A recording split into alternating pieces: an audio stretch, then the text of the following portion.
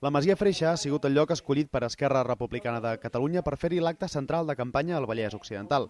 Aquest espai s'ha convertit en l'epicentre de la formació independentista durant unes hores, amb l'assistència de Joan Puigcercós, candidat d'Esquerra a la presidència, Anna Simó, portaveu al Parlament, Marc Sangles, candidat pel Vallès Occidental, i Isaac Albert, portaveu d'Esquerra a l'Ajuntament de Terrassa.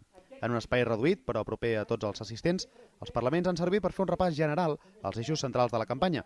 I si un concepte està present en tot moment, aquest ha sigut la valentia, la necessitat de polítiques ambicioses i professionals alhora. Ara ens cal explicar a la gent que cal una actitud valenta al govern per a defensar la cohesió social d'aquest país, però sobretot que no ens arruguem davant de Madrid, perquè en aquests moments hi ha una sentència del Tribunal Constitucional que s'ha fet contra Catalunya, que la tenim a sobre, que ens han passat per sobre, ens volen veure ajonellats i humiliats i necessitem anar amb el cap ben dret.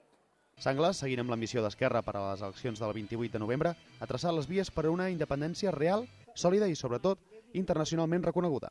Quan hi hagi una majoria social al Parlament de Catalunya, una majoria política al Parlament de Catalunya, que vulgui consultar el poble de Catalunya sobre el seu futur, us penseu que passarem per Madrid? No ens caldrà passar per Madrid. Nosaltres ens anirem directament a Brussel·les.